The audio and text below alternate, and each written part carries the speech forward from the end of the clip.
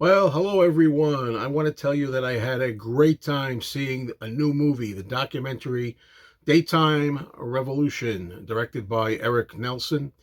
This is a wonderful documentary. I really liked it. And it has to do with John and Yoko when they actually spent 5 days in February of 1972 as co hosts on the then popular Mike Douglas show. Mike Douglas was a really laid back kind of guy. He had a very popular afternoon show, which I remember very well as a child. And a lot of housewives would watch it. I think it was on late afternoon, maybe 3:30, 4:30 in the afternoon. And, John and Yoko at the time, being on a show like this as co-hosts and basically taking over the show in a way, was kind of intense back then and different from what Mike would usually have on his show. And at this particular period of time, they were kind of radical in so far as their political beliefs and agenda. And they basically were there to kind of talk about that stuff. They talked about all kinds of topics on this week that they were on Mike's show, from Monday to Friday, 5 shows in all, right? They talked about, like I said, politics, talked about music, of course, and the Beatles here and there, uh, biofeedback therapy, a healthy macrobiotic diet, and they were actually given the a choice to choose, who they wanted to be on the show, the guests that they wanted to appear with them. Now, during the course of the 5 shows, they had people on there such as, and I have my list here, Ralph Nader and Jerry Rubin, who are, very radical and controversial in 1972. That was when the Richard Nixon administration was there. It was, really intense. And of course, the Black Panther chairman, Bobby Seale, who I think was interesting to see on the show. Then you had a comedian, George Carlin, okay, who was also making an appearance one day on the show. You had Gary Schwartz, who was a biofeedback researcher.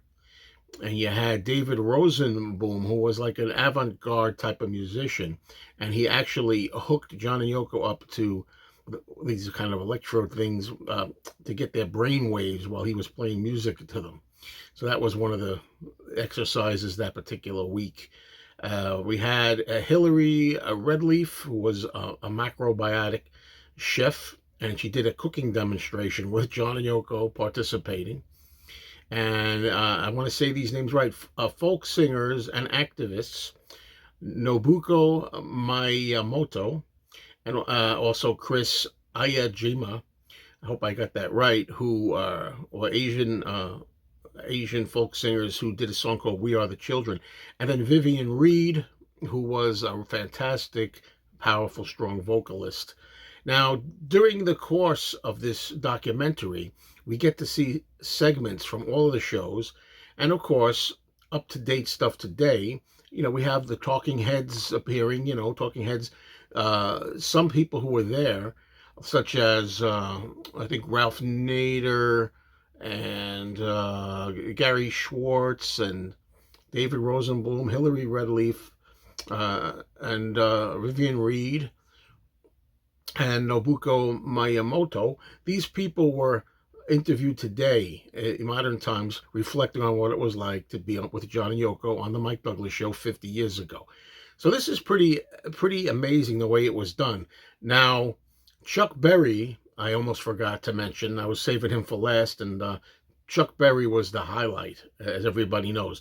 Chuck Berry, the classic rock and roller, was John Lennon's real inspiration, along with Elvis Presley and Buddy Holly and other people, and Fats Domino and so on. But to see John and Chuck Berry actually getting together for the first time, meeting for the first time, at the day they were on the show was the first time they met, and really you could see that they bonded really well. And that's a highlight. And of course, Chuck Berry also gets to participate kind of in a weird way with John and Yoko during the macrobiotic cooking segment, and that's a funny scene. So anyway, let me tell you about the songs. There are some songs in this, and some of the music performed that week. Well, the movie starts out with a performance, or some of the performance, at the Apollo Theater in 1971, where they're doing Attic Estate. That was like the newest song that John had just written. And during the course of the shows, you get to hear the song It's So Hard that John did on the Imagine album, but they don't play it in its entirety. They just have it over the opening credits a little bit. Yoko gets to do her song Midsummer New York. Also, Yoko does Sisters Oh Sisters with John accompanying her on acoustic guitar. Of course, Chuck Berry being the highlight, in my opinion, getting together with John at the microphone to do Memphis, Tennessee. Now, originally when they appeared, they also did, in addition to Memphis, Tennessee, Johnny Be Good. But unfortunately, for whatever reason, Johnny Be Good is not part of this documentary. That's probably the only minor quibble I have with this, because otherwise it was very, very enjoyable. I was wondering, a lot of people criticize Yoko because during the historic meeting and performance of Chuck Berry and John Lennon together doing Memphis, she does her little bit of avant-garde noise making in between the song. And a lot of people, get taken aback by that, including Chuck Berry. He kind of like goes like that for a second. I was wondering if they were going to kind of like somehow like erase that part out of this, but to their credit, they left it in, and I think it comes off okay. I think it works in it. It doesn't harm the performance as it appears in this documentary. Okay.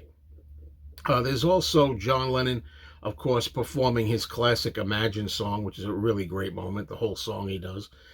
That's on one of the shows that they did. And then we had at some point a snippet of Yoko from the Imagine film doing Mrs. Lennon, but it's so slight. I really wish they would have left a little more of Yoko's Mrs. Lennon in there, because it really is a beautiful song and very haunting in a way, hauntingly beautiful, if you will. And it shows what Yoko can do, other than just when she's doing something like, say, Midsummer New York, which I enjoy too. But in Midsummer New York, she's more of the the wildness that she does. But at least they had Sisters Oh Sisters in there to show the softer side of Yoko too. Now, what can I say? The way this was done, I like the editing. When I say I like the editing, what I mean is that everything was covered in a tasteful way, and it was edited in such a way that you didn't get bored at any time, because there was a possibility that if you weren't careful, you could get bogged down by like stuff like the biofeedback moment, for example, or certain speakers. Maybe when one of the speakers gets on, it gets a little dull and this and that, but they were able to put the music in between certain places and balance it in such a way that you always get back lifted up just when it's getting kind of laid back with the talking. And during the talking, of course, John talks a lot about the Beatles. You get to hear a lot of Beatles stuff. There's even a Q&A that they do at the end. They use the Q&A for the closing credits. There's a few questions, and one of them is the question where one of the audience members during the closing credit sequence asked John, has he heard the new McCartney album? What do you think of it? And he's talking about Wings Wildlife. Well, John didn't think it was so bad and thought that Paul was getting better, at that particular time. You have to remember, Paul hadn't yet hit real gold with his Band on the Run album yet. So, but it's a great moment. Now I've seen these 5 shows on Mike Douglas in their entirety. I own them back there on the shelves.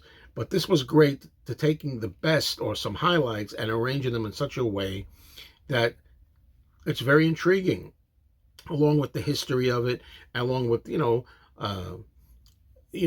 talking heads, as we call them, and the narration, and going through the situation, explaining things, using actual footage from 1972, some political footage, and this and that and the other thing. It really worked out very, very well, and made for a really, really great viewing experience. I came out there very satisfied with this. Now, there's one thing other that I will get to here.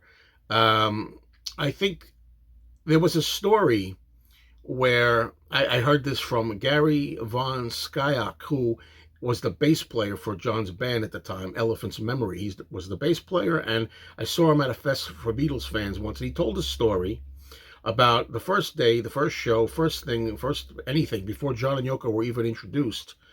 Um, Mike Douglas, in his I don't know, small schmaltzy way, does a version of Michelle, the Beatles song.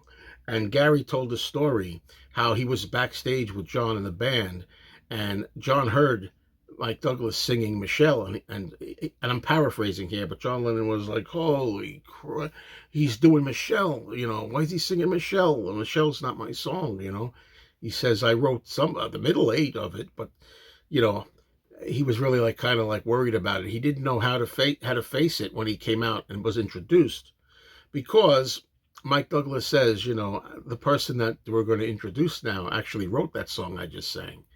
So John handled it very well, as you'll see in it. He comes out and he does say, usually they play Yesterday, which is Paul's song, but I wrote the middle eight to Michelle, so that's okay. And he goes on to, he's very good natured the way he talks about it, but the thing is, it would have been great if they could have got Gary von Skyok for this to tell the story in the wings, so to speak. How, John was kind of like in a little bit of a panic and didn't know how to take this, didn't know how to approach this behind the scenes. But that's not in the movie. But anyway, one other thing I said about John being good natured about it, I don't want to go into a sermon here about this, but John is really demonized today. Today, younger people, especially who don't know all about the Beatles and all about John Lennon, weren't alive during John Lennon's time. They kind of treat him as Satan incarnate, and that's a video topic in itself. They really go overboard with John's faults, and they hear a lot of gossip and garbage about John. I feel if they watch this and watch other things with John too, other shows, movies, and things with John, and see him in interviews, see and hear him, they'll realize that it's not the way they think. John here on Mike Douglas, he's polite, he's courteous, he's kind, he's funny, he's interesting. And I think a lot of people will say, wow, that doesn't sound like the big bad wolf I've been hearing about. And the same thing goes for Yoko Ono, who I think comes across well and can also be seen, hopefully, by a bunch of people who suffer from Yoko derangement syndrome out there. I really hope that they could see her in a more positive light. So I give a 2 big thumbs up to this wonderful daytime revolution. See it.